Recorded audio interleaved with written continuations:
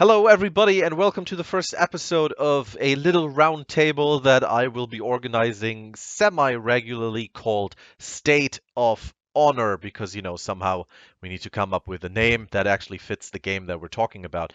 And today I am very happy to have three people with me in State of Honor who are, well, very much into the game and especially very much into the competitive scene of it, which, believe it or not, is actually growing quite a bit with a lot of tournaments happening, multiple tournaments per week, actually. We have tournaments with prize pools, tournaments with actual physical prizes, and tons of people are streaming it. It's very well done. So the three people I'm talking about are I have with me Durandal Craft, the man with the loudest keyboard you've ever heard. Welcome, Durandal. Hello. Exactly, there we go. Then I have with me Extheleon. He is a very known Warden player who plays a lot in tournaments, for example. Extheleon, welcome. Hello, thank you. And then I have with me Petemoo, who is pretty much, I guess, the grandfather of all Warlord players now, and I think actually currently holds the streak for most consecutive tournament wins in a row. Welcome, Petemoo. Headbutts. Headbutts. All right, yeah. So the three of you, thank you so much for joining me. I mean, this is all just a little thing, kind of where we virtually sit at a table and kind of talk about what is currently going on in the game. And so I have three big topics planned for this one. The topics would be the tournaments and tournament scene in general of the game, with some balancing sprinkled in. Then the actual balancing talk, also talking about the maps. And then a hot topic at the moment, the revenge mode in the game, one versus one or in team modes and so on. Is it good? Is it bad? We're going to talk about that. If you're watching this as a video, then you can look at the bottom and you can jump to each of those sections to make it a bit easier if you don't want to watch the whole thing. So just check there.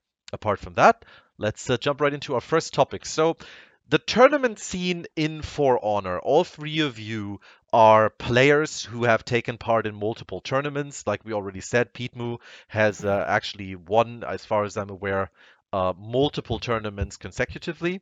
Extheleon, Extheleon, I'm sorry, I just said Extheleon and Durandal have also competed in tournaments. I believe have also gotten into the finals. Durandal, you also, I think, have won one. Yeah, I think so. Yeah, Team ones. yeah, as a team one. So yeah, all of you obviously are big into the competitive scene. So let's start out first. Like, Durandal, could you give me your thoughts, like your general thoughts, what you think the competitive scene in For Honor is at the moment? Like, what is the step it's at? Yeah, sure. I mean, it's gonna be from my perspective, but I think the competitive scene is still like developing quite a bit right now.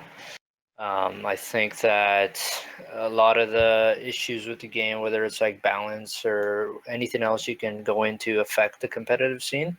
But I do think that people in the community are doing a good job and people are working together. Anytime I've asked anyone for help, like Dashu from For Glory, to help organize our own tournaments, like the Fight Academy, to get new faces in the scene, everyone's been willing to help. So that's been really good, and I think it's just going to compound once DLC and the next season with proper patches and balance comes to fruition, right? Hmm. Petemoo, you've taken part in tons of tournaments and, like we said, also gotten to like the finals and so on. So you worked with different people, you met lots of different players. Is the competitive scene right now, would you say that it's developing at a good pace? Are you seeing it like as a positive developing trend? Yeah, like the very few, like the first tournaments, it was pretty much the same people in the finals, including myself. But right now, when people are discovering new and new mechanics in the game, well, pretty much the hated tech or glitches or exploits, and a lot of new players are rising when they're using these mechanics. Hmm. Yeah, talking about those mechanics, I mean, we're obviously seeing a lot of that, but as far as I'm aware, many of you are actually either playing classes that don't really have them or are not actually using those techs. Like Extheleon, you as a Warden player, is there any tech right now in the competitive scene that you're actually using or that you see being used against you a lot? And how do you think that's currently impacting tournaments? I think one of the biggest things is, the double indicator. So an attack from pretty much every class, but predominantly the Peacekeeper. Hmm. Whether that's intended or not is just become part of the game now. You know, you remember the first time that we held tournaments, that was banned, and now it's just like whatever goes. And I think that's a healthy thing for the community. You know, people like banning certain classes. Like, I don't know if you guys know, but they've banned the Peacekeeper in console games, in Yeah, I console just saw that. tournaments. Yeah. Yeah, I mean, I don't think that's a good thing, but it'll be interesting to see how Ubisoft deals with that. There is definitely imbalance in the game. No one can say there's balance in the game, but I mean, this game is just over a month old now. It's still really, really young. You Hmm. know, we're starting to see other classes that are viable. Like before, we never thought that a fucking Shigoki would win the tournament. That's pretty awesome, but I think the game is still growing and we're going to see more of these. I think there's lots more to discover. Hmm. So Durandal, how sorry, Extheleon, Yes. to cut you off there. Durandal, do you think what Extheleon just said, with we're seeing like new classes winning, and the game is still young and it's developing, so on. Would you say right now that the tournament organizers, by making the rules, as Exthelion said, like currently everything goes, but some tournaments, will sometimes ban something. Do you think that currently the tournament organizers are pushing the competitive game forward, or is it the players themselves who are pushing it? I think at this point both, because the organizers have to play off of the players and vice versa. For example, like if I don't think there's been any actual class bans, but revenge ban might be coming soon in some of the big tournament hosters, or Fight Club and For Glory themselves, because of some of these comps where you look Hmm. at Peacekeeper and Shigoki. The way that game is played, because of Shigoki's unlock game, is that it feeds instant revenge to the PK no matter what happens. Like Hmm. if you peel that PK, whatever happens. So like now we're trying to play with it, right? The other teams are not happy with it. We want to see more competitive play. So okay, do we ban revenge? Let's ban revenge for the next one. Try it out, see how it goes. But I think it's both. It's from both organizers and players. Pete, as a player yourself, it's like what is a rule, for example, if you could enforce a rule in the next tournament that you were playing in, what would be a rule that you would go for, that you would try to enforce that's not currently being done? I would say about the tournament formats that double elimination should be something that's standard for every 1v1 tournament at least. Because let's say you get counterpicked pretty early in the tournaments, then you're just out. You can't make a lower bracket run anymore. Yeah. So double elimination, for people who don't quite know what that means, it means there is the winners bracket that the winners move through towards the finals, and then there is a losers bracket which allows a loser to actually basically win the losers bracket and thereon move back up into the winners bracket. So now, one thing that's always very important with tournaments, obviously, is the spectator sport about it. So we have spectators. We have, as far as I'm aware, and from what I checked out myself, pretty decent viewership actually for all of the tournaments that are being run. It's either in the hundreds, or depending on if certain bigger streamers are also taking part and hosting it, it's on in the thousands. Um, but what's really important is to give the spectators, a properly shown game, proper matches, not just like with hype gameplay, but of course with proper presentation. So Exthelion, like right now, we don't actually have a proper spectator mode. So obviously things are a bit, cobbled together right now. Do you think this is a big problem right now that's actually keeping the game from growing competitively, or do you think even a proper spectator mode wouldn't actually make the game that much better to watch?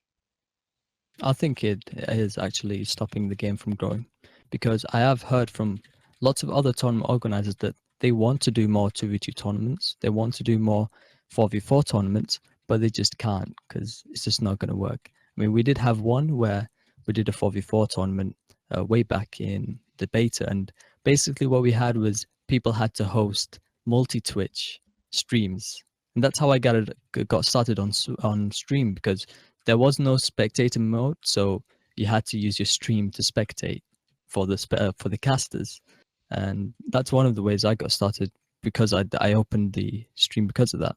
But I think it does, because that's why we don't see 4v4s and 2v2s, and that's where the game shines. 1v1, this game is not made for it. It's not as hype as 2v2s or 4v4s.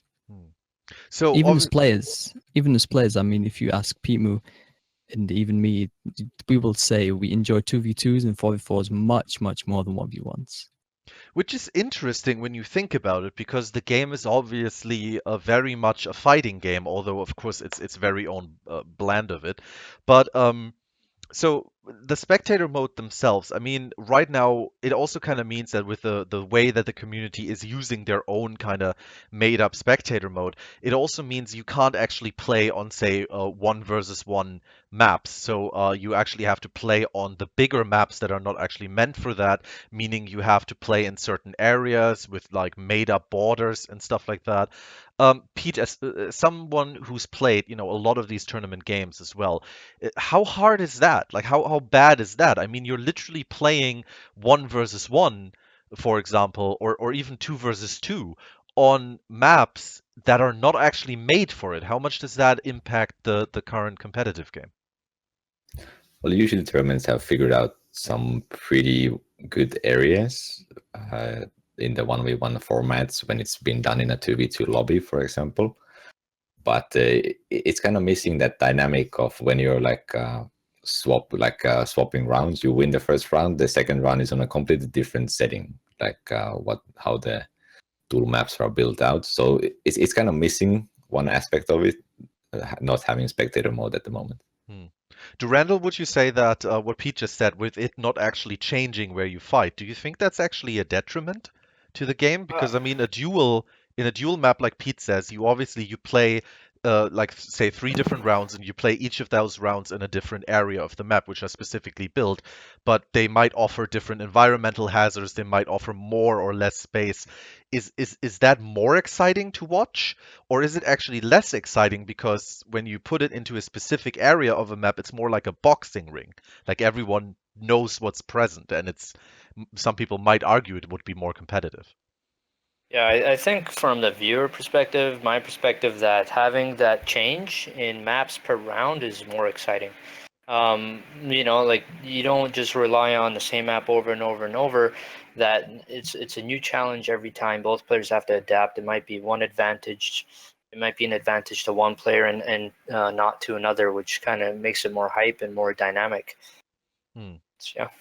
So I take it, Extheleon, you're probably thinking along the same way, or do you actually prefer the just one area for a duel approach? No, I like the variety. It does add to it, where you have different places in the stage. Now, of But course, go one ahead, thing please. that people are kind of like misinterpreting the game is it's not really a fighting game. It's honestly a genre completely different to MOBA's fighting game. It's like a mix of a little bit of everything. And some people are saying how there's no counter picks, or this game isn't a counter pick game. It really is. It's not like fight games where you just play one class and you just spend months and months getting so good at this that you have a chance of beating everything else. It doesn't really work like that. There is the balance right now.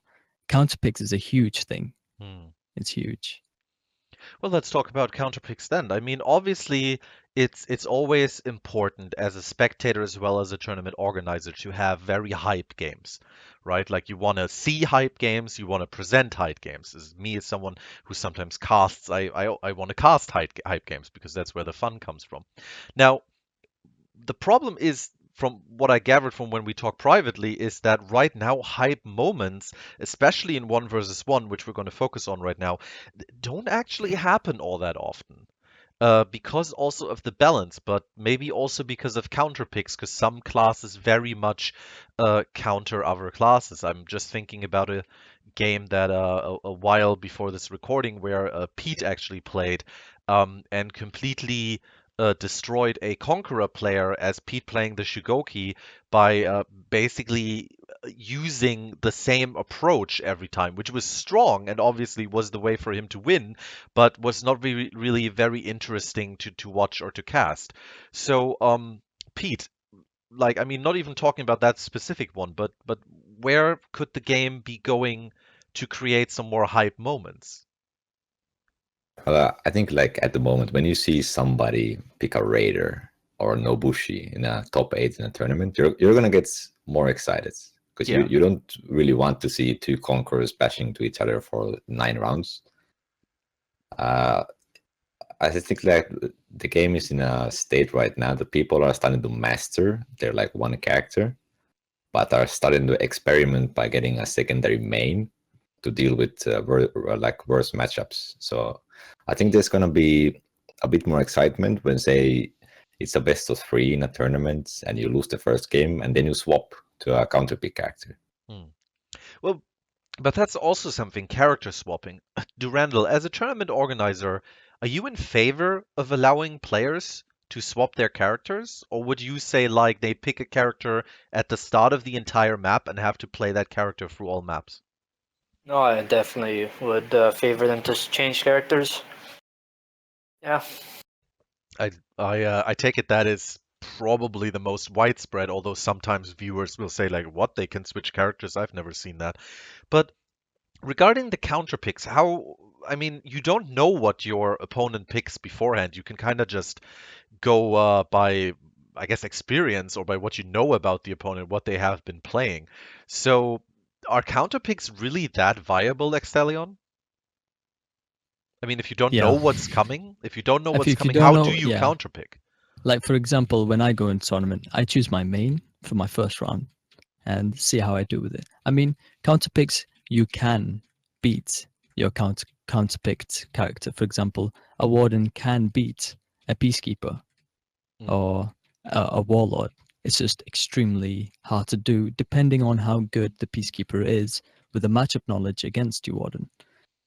And you know, sometimes they don't have that much matchup experience, so maybe you'll do well in the first round, warden versus peacekeeper. However, sometimes you won't have that. You'll know that the peacekeeper that you're fighting or the warlord you're fighting knows exactly how to counter the warden or the character you're playing. And then the second game, you know, you'll do the counter pick. And then, And I of think course, that's from how it there, works right now. you go from there and try to pick the best character to catch Yeah, your opponent off guard. yeah. I think Now, we're going to see a lot of that. I take it Which is the importance of double elim as well. of Oh yeah, course, yeah, that makes sense. So that's also going to add to the excitement, I guess, for the spectators because they can never be sure if someone is going to switch characters around and show them something completely different. Yeah. Right. There's also something I would like to add, like in standard rules, only the loser can change their character. So let's say uh, I lose my first round, I swap my character to my secondary, and my opponent has to stick with his character. I see. Okay. Yeah, those are standard rules. You're right. Yeah. That does make sense. I mean, the winner also being able to change would be a little weird. So basically, Yeah, that's loser is interesting. allowed to change. Now let's quickly end this segment about the tournaments real quick. With your thoughts, like I mean, with the current tournaments we're seeing, we're definitely seeing tournaments with well done production, with different kind of casters. We've got NA tournaments, EU tournaments, mixed tournaments, and so on.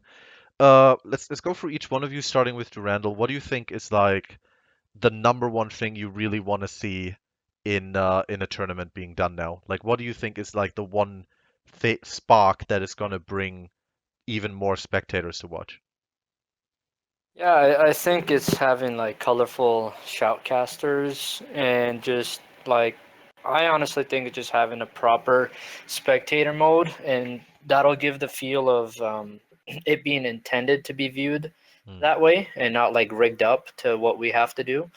And that's going to change another big aspect of it, which is the maps. I honestly think if for example one team is always being streamed by the organizers, so let's say it's Pete and Extheleon, we're going to stream all their games because they're doing good, whatever. They're playing the elimination map every game. So for example, if they play Warden and Warlord, they're playing maps that are pretty big. It's going to put them to a disadvantage, and it's just going to mix things up. And then now you're practicing this for months, and then finally you fight in more 2v2 maps, becomes an issue. So those are the two things that I think would like be nice for the viewership if we get, is keep the shotcasters in there, hopefully get spectator to play the proper maps, and then we can see proper balance off of those two things. And I think it's just going to keep going. The viewership will love it. Right. Extheleon, what do you think? What's like your top one or two things that you think are going to make the tournament scene even better? My top thing would be having every tournament do a double elim. That would be huge, because the last time that we saw double elim, you had raiders and Nabushis in the losers bracket, and they were so much more entertaining to watch than the winners bracket, because that was just, I think it was like 3 peacekeepers and 1 warlord. And in the losers bracket, you had like raiders, shigokis, Nabushis. I think double elim's going to do a lot to hype the game up that it's missing right now. That'll be pretty good. All right, and let's end it with Pete. Pete, what's your one or two things that you definitely like to see in the competitive scene? Yeah, like just to add on the double elimination, like you're gonna have more player stories like that. Let's say you get dropped out by a favorite as a raider player, and then you make it all the way up back to the finals as a raider in the lower bracket. That's like a really good player story, in my opinion. That sounds good. So yeah, double elimination. There's a lot here, spectator mode and so on. All right. Okay, and with that, we're going to be moving into our second bigger topic, which is the balancing. Obviously, we already touched on it a little bit because it just comes up. It's part, obviously, of the competitive play. The balancing. So currently, we have basically the top 5 classes. I think it is now. The Shugoki, as far as I'm aware, has joined in with the top 4. So we have, like, correct me if I'm wrong, we have the Warden, the Warlord, the Conqueror, the Peacekeeper, obviously, and the Shugoki. As far as I'm aware, these are the so-called top 5. Although the Warden is kind of in a bit of a weird spot, as far as I'm aware right now. Now, these classes are the only ones in the current meta which is so defensive that are being seen as viable. Can you just give me your general opinions on why this is, and basically if you're okay with that or not? Let's start with Pete. Yeah, sure. For example, like the more experienced tournament players are just playing the best characters in the game, obviously, because they want to do well in tournaments. But the glitches and tech and whatever people like to call it make the lower tier characters viable at the moment. Like you can see some raiders doing the unparryable, unblockable stuff. And for example, doing the guard break, feint cancel stuff on Lawbringer can make the character viable. But right now, I mean, it is what it is. Competitive people will always play the best characters, no matter what. All right, Extheleon? I'd say it's the reason why there's top 5 is because they all have something that bypasses the blocking mechanic. The blocking, the parrying, the defensive meta, they all have an answer to the defensive meta. You know, you got the Warden with the shoulder bash, you got the Conqueror with the shield bash, the Shugoki with the charge, and the only character that doesn't have that is the Peacekeeper. But the Peacekeeper has the best double indicator glitch in the game, which does bypass it. And it's extremely hard to parry the zone attack, which makes her so strong. I think if they had a look at this, I mean, I'm not an expert in game design and balancing, but if they had a look at this and why this was, I think it'd be pretty good to see if they can make the lower tier characters a bit like the top tier characters. We'd see more variety. I think right now the issue with people is there's no variety. You know, they're so bent on saying, "Oh, this is cheese. All he does is headbutt. All he does is shield bash." I think if the lower characters had something like that, or something to answer to bypass the whole blocking, then we'd see some more interesting play. Durandal, do you agree that it's all about the lower characters not being viable because they can't open up defense like the others can? Is that the only reason you see them being so underplayed, or do you think there's more to it? I think that's most of the reason. I can't disagree with what X just said. I agree with pretty much all of it. It's just how they, and when we say they, the devs, and I think they will, is how they're going to address that. You know, adding more tools to make these lower tier characters to be as strong, but also recognizing some of the tools, like for example the Shigoki charge. That's a tool to open somebody up or get damage in, but I think it's kind of ridiculous too. They need to address that where you're face to face also fighting people, not just running around like it's an exercise of running. Just getting a good exercise in there during the game. Shigoki would be 20 pounds lighter if he was playing the way he does. He would be. He would have that cardio down. But yeah, so I mean, these openings, obviously, that is a big balancing thing. But what is something, I mean, can the devs really design an opening mechanic for every one of the classes that lack it and add it? Should it be a universal mechanic for all classes, even the ones who currently have it? Extheleon, what do you think? Should it be should it be that? Should it be a universal thing? Should every class get its own special move that the devs would somehow have to design and put in? Either that or take all the viable stuff out. It has to be one or the other, in my opinion. You either take all the shield bash, all the running, all the shoulder bash out to make the top tier characters on the same as the lower tier characters, but then you'll have the Peacekeeper absolutely dominating the scene. And it just won't be as fun.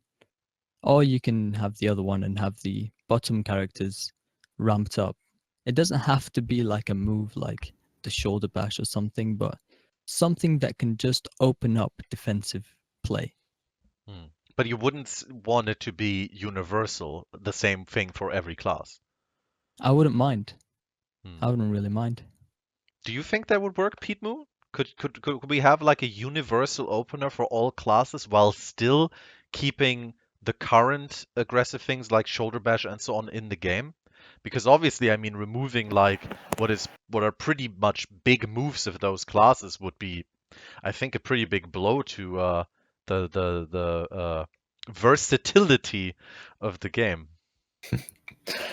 Yeah, I think adding something like chip damage or being able to feint a lot later into your animation or nerfing parries and just doing something universal about the whole the blocking and attacking and parrying system. I think that's the right way to go. You can't really give every character a headbutt. It's not going to be interesting gameplay if everybody just relies on that one unblockable safe move. An interesting thing that I actually read that I wanted to bring forth to you guys and hear your opinion on is someone had the following idea. Currently, a guard break, right, is kind of less of a guard break. It's more of a guard break plus a throw, right? I mean, you break the guard and then you can also throw, and there's nothing the enemy can do once this guard is broken against the throw. It's all on you basically to decide whether you want to throw him or not. Now, in a fighting game like say Street Fighter, there's only the throw, which kind of works as the guard break, but the difference is that a throw in For Honor can get a full health person immediately killed by throwing them off a ledge or into spikes, for example, while obviously in Street Fighter, that doesn't happen. There are no spikes in that. So someone had actually come forth with the idea that he wanted to separate guard breaks and throws and basically have it so that right now guard breaks are decently easy to counter, having a large counter window. Uh, he wanted to actually make it so that the guard break basically stays the way it is, only being not as easy to counter, and literally just gives you a guard break. Like that's all it does. Whether it would have the same follow-ups as right now, let's not go into that, but it would just break the guard. And the throw would be a completely different attack that would be much easier to counter, like the current guard break, but then also would just give you the ability to throw. Durandal, let's start with you. What do you think about that? Is that something that you could see as viable? Did you have your own idea on that? Yeah, I think it could be viable. I think it's just that's on the topic of adding more move sets or moves or whatever you want to say into each character, and so it could be interesting. It could be like that whole idea could be added into soft feint, the guard break into soft feint. Let's say there's a button input that the devs like or agree with that does a light attack into guard break, and that one is a guaranteed throw, and you have to be ready to pick your direction. And then the regular guard break, just pressing the square or whatever you're using, is one that gives you X amount of follows, like maybe a melee attack, like a light or a heavy. I think it'd be interesting. Extheleon, what do you think? I don't think it would change that much. The thing is, the whole reason why the game is currently a little bit stale is because of the parrying. It's because you're scared to attack. You know, you're just scared to attack. It's the game is more based on you doing something right than you do something wrong. So you do an attack, you've not done anything wrong there, but because your enemy does something right, you get punished for that. And I don't think that, like, fundamentally is good game design. You should not be punished for doing something right, which is attacking. Hmm. Yeah, so the parry is obviously something that a lot of people are thinking about how to change, and some people say you shouldn't get a guaranteed guard break, for example, after a parry. Others are saying if you don't get that, some classes become even less viable. Petemoo, what do you think about the whole parrying thing? I mean, is it something you would remove completely? Is it something you would somehow want to be harder or just not pay off as much? I think like the whole parrying system needs a complete rework, because at the moment parrying is not hype or exciting or something skillful in the game right now. It's just, oh, the other guy threw an attack, guess I'll just parry him and get like almost 2 bars of damage or insta kill him because I get a free guard break. It's not really. I think parry should be something that is very hard to do in the game instead of just being like a default defensive move. Do you have any ideas how to maybe like in the current way that the game is played, do you have any ideas how to maybe make it harder? It's just it's very hard to balance it out. If you make just the window a lot wider, it's just gonna buff Peacekeeper or other characters who have really quick moves. But on the other hand, it would be fine when you're fighting as like Kensei versus Raider, for example, because the attacks are pretty slow. There it would work, but then it would completely break the game on the other end. To Randall, what do you think about the idea that only light attacks, which are pretty fast on pretty much all of the characters, only light attacks are parryable and heavy attacks would not be? That'd be interesting, but more things would have to be included to that, like chip damage. And when you introduce something like chip damage, what are you going to add it on? Is it going to be on consecutive lights that do chip damage? Is it going to be, because there's already chip damage on heavies, and how that's going to work? Because it still doesn't change the turtle or the defensive meta, where someone can just close up and then still be really good at capitalizing on let's say parrying lights, right? Like Yeah. I think parrying lights is still quite easy, and usually that's what I go for, because parrying a heavy can bait you even in top play. It can bait you into taking a lot of damage. And one other thing I'd like to add is, so let's say you add in things like that. If you add in chip damage, let's say 2-3 lights, your second or third one does as much chip as your heavies, and that can be increased maybe by 10, 15, 20%. On top of that, if you give everybody a little bit more stamina, a little bit more health, and then these openers that we were talking about, whether it's like, let's say assassins all get certain type of zone attacks, but then vanguards can get a certain type of unblockable, and then heavies or tanks can get a certain type of other move, like a short unblockable, like something that you can add in and be like, hey, the assassin can open me up with the zone attack, but now, and they can do chip damage, but then you look at taking something away from them, like the dodging out of not having stamina. So Peacekeeper should get punished when she blows her stamina, that she should not get the same dodge speeds. That, I think, if you put that into the game and play it, it'll feel like quite interesting. It'll be like continuous fights, and people won't be able to cheese away Lots of with different just a stuff couple there. moves. Lots of Yeah. different stuff there, definitely coming from you. Extheleon, what do you think about, for example, say, light attacks not bouncing off of blocks, so you could actually continue chains off of that? Is that something you feel could maybe work against the defensive meta? Do you see it as a buff? Do you see it as not even being worth it? I don't know, actually. That's a good question because, we can talk about this, and on paper it may sound good, but when it comes to practicality, it could be something completely different. For example, the thing that you mentioned about the heavy attack, where it can be parried. If that was the case, everybody would just zone attack, which as soon as they see the indicator of the light attack or the heavy attack. So for example, say I'm a peacekeeper and I see the raider going for the top heavy. I don't know if that's going to be a light attack or a heavy attack, but I'm going to like treat it as a light attack and go for a zone attack parry. That's going to get him when he's trying to do a heavy because it's so slow. And if it does a light attack, it's still going to parry him. So it doesn't really change the whole issue with parrying. It's things like this where on paper, hey, let's not have heavies be parryable. It doesn't really fix the issue. It's the devs right now have such a monumental task ahead of them to balance this. I really don't have a clue. It's going to be really hard to do.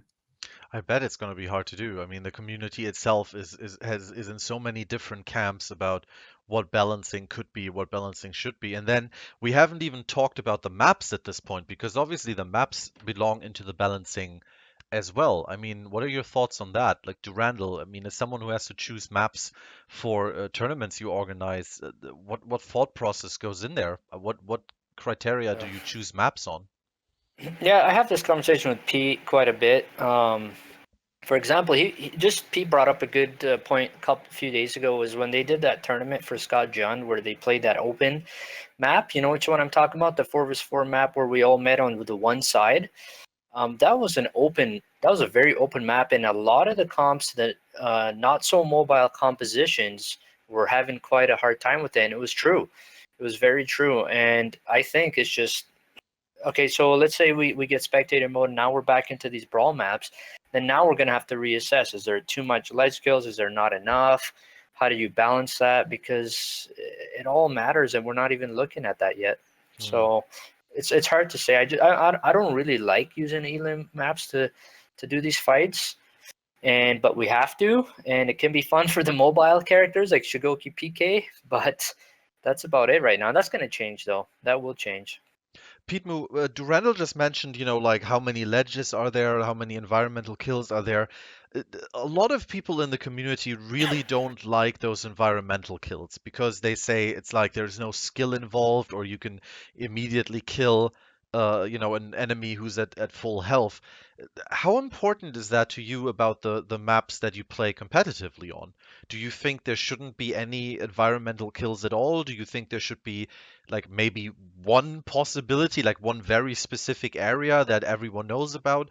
Or do you actually think there should be pretty much kill zones all around the players? Well, obviously, being a warlord player, I really like ledges, but I think ledge kills are fair for the most parts. It's just warlord is one of those characters who has a ridiculous throw range. You can basically kill somebody even though they're not even close to a ledge. But I really like ledge kills overall, and I feel like it was my mistake if, let's say, a warden pushes me into a spikes. It was my own fault because I was standing there with my back on the spikes. I did something wrong, and he punished me for it. Right. Extheleon, is it your mistake though when you get killed by an environmental kill? Is it like is it lag maybe sometimes? Is it something else? Does it, as a competitive player who's testing his skill against someone else, when you get killed by a ledge kill or when you get a ledge kill, do you feel like well done? Yeah, depends on the character I'm fighting. If it's a warlord, I don't say well done because it can be quite easy to pull off. But if I'm against the peacekeeper and the peacekeeper throws me off, then that's quite hard to do as a peacekeeper. So that is a well done for me. It depends on the character. The issue right now is just like how there is no gear balance towards gear and revenge. There's no class balance towards the ledges. There's some classes that just really favor ledges, like the warlord, like the Shigoki. You've just got them that's really good, and then you've got other classes that can do nothing. For example, the Orochi. They don't have a way to open the defensive players, and they don't have any way to throw people off. Their throw distance is terrible. So he would become instantly unviable in a 2v2 ledge map. And whether that's good for the game or not, I don't think it is. So you don't think that having ledges, like depending on the class you fight against and so on, it is another kind of like skill check for the competitive player about positioning, about map awareness, about knowledge of, like the range, for example, of the throw he's playing against? Hmm. It'd be really hard to do that as a Orochi player. And Well, what in, this in will do, general, not just the Yoroshi, in general, I mean. what do you mean? Well, in general, I mean, like, is positioning, is knowing how far your opponent can throw you and so on regarding ledges and environments, do you think that is a positive skill check for a competitive player, or do you think that is something that should not be in a competitive setting, that a competitive player shouldn't even have to worry about No, because no, I there do. are such big differences in the classes? I think if there wasn't such big differences in classes, it would be pretty awesome to have. But Because you because of the don't, differences, you're saying that the imbalance is too big for a yeah, competitive setting. right now, yeah. If they fix and balance the throw distance on different characters, then it will be viable and it would be something healthy for the Hmm. for the competitive scene. But as of right now, due to the massive variations in throw distance and how hard it is to pull off, or how easy it is to pull off, it's not something that good right now because it just forces people to play something, one of few classes that are good, something. Which Right. could be Okay. good or not, I guess. Like if okay, so we're playing on Sanctuary Bridge, so we're gonna have to play Warlord, Shigoki, or this is going to be an open field, so we're gonna have to play, Peacekeeper now. I guess I don't know. Can I just add Depends on. something? Yes, of course. Sorry, X. I agree with him there too. Like this is a very important point.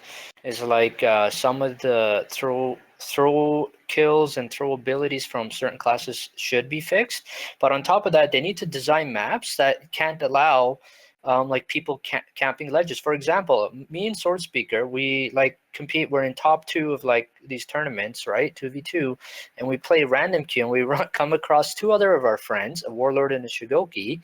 They map vote. This is in random queue. They map vote to play Citadel with the bridge. Where one team starts on the one side and then you go over the bridge and you're onto the other side of the castle. It's a small map, but all they have to do is literally camp and block us off, choke us off at the bridge, and stay in the middle of the bridge.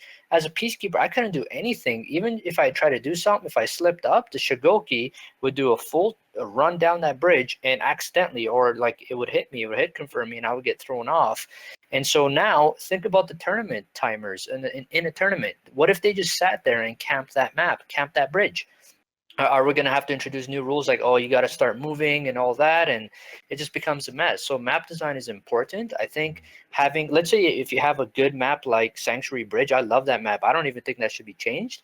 That should be a good map. Second round should be a different map and maybe not as ledgy, more specific openness for the ledge kills. So if a hero does get the ledge kill, it's a hype because it's like, holy crap, he got him barely in between the cracks and he got the ledge kill, right?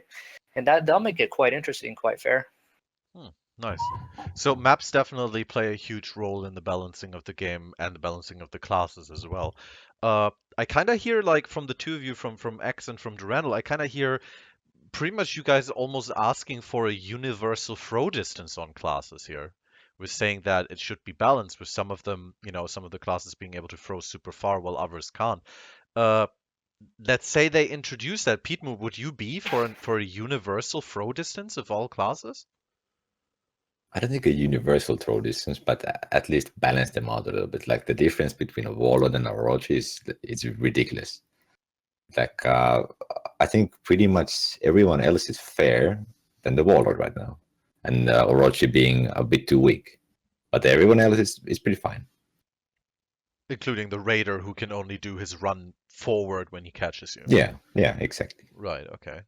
All right, well, maps definitely some good opinions on that. Let's go into something that's currently in this week got the community up in arms a little bit, or in general has been a really big part of the game ever since its release, and that is the revenge mode. The revenge mode existing in the game normally to allow a single player to be able to face multiple players without immediately, getting hacked to pieces. It's not supposed to allow him to easily beat the people he's facing, but it's supposed to give a single player the ability to kinda even the playing field. Now, for everyone who's been playing For Honor at the moment, we know that revenge is actually, well, it's out for revenge on the community, I would say, because it's actually pretty crazy at the moment, especially when it comes to gear stats. Before we go into the gear stats and everything, which I kind of want to end the whole thing on, but let's very quickly talk about revenge in a competitive setting. Now, revenge can be activated in 1 versus 1. Revenge can be deactivated in, for example, group settings. What are your guys' thoughts on that in a competitive setting? Do you want to play duels with or without revenge? Do you want to play team modes with or without revenge? Let's start with Extheleon. What do you think? Like, if you're in a 1 versus 1, do you want revenge enabled in a tournament? If you're in a two I versus want two, I want I want revenge in 1v1s, in 1v2s, and 4v4s. However, the classes, they need to fix how revenge works on some classes. For example, as a warden player, I should not be able to get revenge and then be able to knock somebody down with one shoulder bash. Because he has to think, all right, I'm gonna have to either dodge the shoulder bash. If I don't, I'm going to get knocked down. But if I dodge it, I'm gonna put him into the vortex and still throw him down with my throw. but I but you should not have that option as a warden. but you are okay. You just said you do want revenge enabled in a 1 versus 1 setting. Yeah, that makes it interesting. Although having wardens, warlords, all the classes that have the shield thing, knocking people down, that is not something that's good because other classes can't have it. It just makes no sense. Huh. However, revenge itself as a mechanic is awesome. It works. It's good. It makes those hype moments where you can do a 2v1 or where you can clutch a 1v1. For example, a peacekeeper might have like full health or very close to full health, and you're like on your last one, he's going to stab you, and you get revenge and you turn it around. Revenge allows for things like that to happen, which is hype. But to allow me to, for as a warden player, to knock someone down with just a shield bash, or have a warlord knock you down with just a headbutt, it makes no sense. Because a raider or a kensei or a Nobushi or a Orochi peacekeeper, they have nothing like that apart from a throw. Would It you just still doesn't make be sense. would you still be okay with not throwing someone on the ground after a guard break? Yeah, that makes sense because all other classes have that. All right, okay. They can do that, but All right. the shield bash or the shoulder bash, knocking people down, makes no sense, and that should be one of the first things that they balance revenge off. So Pete, Exelion says he thinks that revenge in a 1 versus 1 setting, is a good thing. He likes to see that, makes for hype moments and so on. Do you agree with that? Yeah, I'm gonna have to echo with X right here. Like one of the most hype moments in my own tournaments where I was fighting against a Conqueror. It was like the last 10 seconds of the match. He gets revenge. I managed to dodge like 3 shield passes from him and win the game. If he had hit me with even one of them, I would have been dead and lost. So I think like they can create really exciting moments, but I also agree that headbutts and stuff like that shouldn't knock people down with revenge. I would propose that if the opponent was out of stamina and you had revenge, then it would knock them down. With a headbutt or so on. Yeah. Yeah. So Durandal, we've got two people right now who are saying revenge in 1 versus 1 is a good thing. Obviously, in the community, again, very split on that. What do you think about that? Do you think 1 versus 1 is a place for a mechanic that's supposed to allow someone to fight multiple people? First, I'll say the whole knockdown on headbutt and stuff. I like what Pete said, that it should work on no stamina, but nothing else. In 1v1, interesting, because like I play Peacekeeper and I play all these Fight Club guys, and some of their tactics is just to get revenge against me, even in scrims, like tournament mode scrims. And so I think it's fine though, because you just need more time for this to flush out. So if they're gonna introduce more stuff in the next 3 to 6 months, I can help open up a character. I won't mind as much. I can somehow open up people, but there's players here that even on a PK can somehow build revenge, and it's scary. I mean, I can still roll and back out, but just that stagnation of doing nothing for like 3-4 minutes is just really annoying. So that's the 1v1 revenge. but I still don't think it shouldn't be changed. You just need more time to flush it out. Okay. Well, the revenge right now, obviously, in the tournament setting, gives you a huge leg up over your opponent, as we already said. Like you can use a shoulder bash, headbutt, or whatever to knock your opponent down. You get a shield over your health, thereby basically having extra health. You do more damage. In general, like you're just very strong. Now, in a one versus one setting, that is obviously only for one player, and it actually takes them quite a bit to build that meta up. Now, it's obviously a lot more interesting in a 2 versus 2 or higher setting, especially the 2 versus 2. Uh, do you guys think that revenge in there is a staple and has to be in there? Or do you think you could actually go without revenge? Because a couple of people are arguing that revenge in a 2 versus 2 now leads to a style where one person of the 2 versus 2 will just build their revenge, the other person will basically barely engage, and then once the revenge is popped, both of them jump on their enemies, basically making it a race for revenge. Pete, what do you think about that? Do you think this race for revenge is happening? Do you think it's a bad thing? Yeah, it's because people figured out exactly how revenge works and what maximizes the revenge gain. You can use these tactics. I think it should be more scary staying there 1v2, and you shouldn't just be like, okay, I'm gonna tank these two guys for 20 seconds. You just hang back. Like that shouldn't happen, especially in tournament scene. I think two tournament players should be able to beat one tournament player. So I think the revenge needs some adjusting there. And Durandal, what do you think about that? 2 versus 2, revenge. Is it kind of like a single strategy that's being employed now? Do you see more being made with it? Yeah, definitely. Two things with this is that currently, with this current state, it is somewhat fun because let's say if I'm the last one alive, I play Peacekeeper, I can just throw 10 zone attacks and clutch the game against two tournament players. So it's kind of fun, but I don't think it should be happening. Or for example, if we change it, then even like let's say I die, my friend's a warlord. Now I can't rely on him to clutch the game and win the tournament by just headbutting both guys and doing heavy follow-ups and killing them. I see some fun in that, but I just think it's just a little overkill. Now, the other aspect of this is understanding how revenge actually stacks. I think is the issue. Like, so right now, why a lot of people are doing one character forward to tank for 20 seconds, so he builds revenge, is because revenge is stacking incorrectly, and or it's designed poorly to stack that quickly. And that needs to be changed. And like Pete said, yeah, that needs to be changed for sure. Once that's changed, I think revenge should definitely be in the game and usable, but not where people are doing comps just to get revenge on one character or tactics just to get revenge on one character. Extheleon, let's say we completely disable revenge in competitive setting 2 versus 2. That's just done now, and you're competing in one of those tournaments. Do you still see 2 versus 2 as viable? Do you think the moment like you lose your partner, you're kind of done because you can't properly fight 1 versus 2, or do you think there could actually be some more hype moments being created without revenge?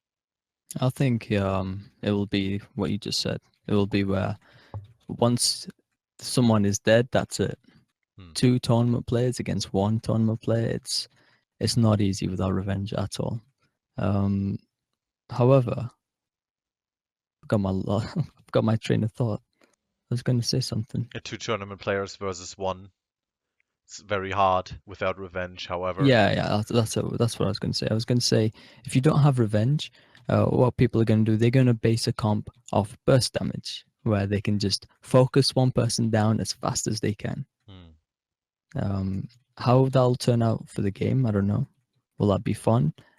There'll definitely be less clutch moments though, where someone can do 2v1. Those are the really like the pinnacle of hype right now. Yeah, the clutch in moments. brawls. Yeah, they're really fun when you get revenge and you do that. I mean, a peacekeeper that does zone attack constantly, that's not the fault of revenge, but more of the actual design of the character that he can do that. No other character can like spam zone like that. I think that's more of a balancing issues from the character, but revenge as a whole, it's good. But right now, I do agree with Randall and P. It's it's a bit too much where people are basing their whole play style and strategy off that. But that's What it, because of the way it accumulates, right, Durandal? Like it's because of the way yeah. you build it. It's not because of the actual mechanic. I mean, these two guys are the ones that help me understand it, and once I understand it, you can deal with it, but you can also abuse it more than you can deal with it. And what one I don't know one solution could be, and I'd like to hear your guys' thoughts, is what if we allowed the stacking to happen in an actual 1v2 when your partner is dead, then it stacks aggressively for getting revenge. But if you're still in a 2v2 and both people are alive on both teams, then it doesn't. Like if you're actually trying to do a tactic where you're trying to build revenge on one guy, your partner will probably be dead by the time you have revenge. I think that'd be more fair. What do you guys think? The issue with that is from like a networking coding perspective, that would be extremely hard to pull off. How you would know that there's two people attacking you, but somehow the game would have to know that there's an external character on your side, so it wouldn't do that. It would be really hard to actually pull off. I don't know how that would work. Just registering the death. I mean, like if your partner's dead, then you're stacking revenge faster. If your partner's alive, you're stacking revenge not as fast. And it might Hmm. be good to explain this to the viewer too, how that works. Yeah, that'd be pretty interesting to see if they could do something like that. That sounds pretty good. Yeah, that might actually be a pretty solid solution if the code could do that. What do you think Right. about that, Petemoo? Yeah, I think that's a pretty interesting idea. It's just I feel like it's just silly that one person can tank two people and stack revenge so easy right now. Yeah. But that's because of the way that revenge actually builds Yeah, yeah. being kind of bad right now. Okay, so that's definitely something that the developers have to look at. Now, obviously, revenge gives you a lot of bony and a lot of extra damage and so on. Do you guys agree with the current things that revenge actually gives you? Or do you think it should give you less stats or more stats or different kind of weighted stats? Would you like to be maybe like be faster instead of doing more damage? What would you maybe change about revenge, Pete? Uh, I would honestly, I think the shield and getting the knockdown when somebody attacks you and activate revenge, I think those are good mechanics. But why should you do more damage? Why should your attacks knock people down? I don't know. I don't think they're necessary. Once you get that one knockdown and you get like another health pool and your attacks are uninterruptible as well, I think that's a pretty good one as well. So, But I don't believe you need more attack. so you would say the defensive stats are okay, Yeah. right? Extheleon, do you agree with that? Would you like to see like more defensive I would stats? say there's not enough defensive stats, and the attack is a little bit too much. Like how I said, the headbutt and the shoulder bash or the shield bash can knock people down. That needs to go. But right now, you get super armor when you're attacking. You don't if you're not attacking. I think you should have super armor regardless of whether you're attacking or not. You should still have the super armor. You should Just not be. be able to be interrupted whilst you have revenge. At least while you have the shield. Would you like to see more health from the revenge? In 4v4s where gear stats matter, I think it's a bit too much. But if we're talking without gear stats, Yeah, I just think it's fine. competitive setting, yeah. Yeah, competitive setting, I think it's fine the way it is. Just have it so that you cannot be interrupted while you're in revenge, whether you're attacking or not, non-interruptible. However, I've not really thought about what kind of consequences this might have. Yeah. For example, Durandal, if someone can't be interrupted, what can you do? yeah, what can they do? Yeah. Talking about not being interrupted, Durandal picking up from what Exthelion just said about like more defensive tools for revenge. Uh, what would you say about revenge making your character immune against guard breaks? Hard to say on that one. I mean, I do agree with X completely that you could use a little bit more defense or survivability per se, which gives you more clutch moments if they were to fix the stacking of revenge, right? Like how we talked Right. about the guard break. That's hard to say. I think, yeah, it could be something. I mean, again, just allows survivability, but I'm kind of no real answer on that. Little torn on the guard break one. Okay. Any of your own ideas about what kind of defense or even like offense maybe you would like to see added to Revenge or taken away? Yeah, like just I can exactly feel what Pete and X are saying. Like as soon as you talk about some of those things that they said, that makes sense. Like, so if you add in a little bit more survivability, like more defense, that you take less damage, I think Revenge lasts quite a while, anyways. Even longer if you're a mobile character, obviously, because you can close distances. So that's one thing to consider. But doing that, being uninterruptible, are things that would be nice, and then maybe taking away like instant knockdown, which might be too unfair. But now you're adding like more survivability, and the damage should be about the same, I guess, as it is. Hmm. So basically, Revenge is okay so far. You could do a couple of changes to it, but the biggest problem about Revenge, especially the competitive setting, is how you build it. Because the players know exactly how to build it now. The mechanic has been broken down into math, pretty much, and people are exploiting that. That's pretty much what I'm hearing from the three of you. Yeah, and I would also like to add that I think revenge should feel scary when somebody uses it, and you should try to have some crowd control on the character with guard breaks. I think keeping guard break is pretty important because you want to hold that person down who has revenge, Hmm. or you want to spam that headbutt or even run away.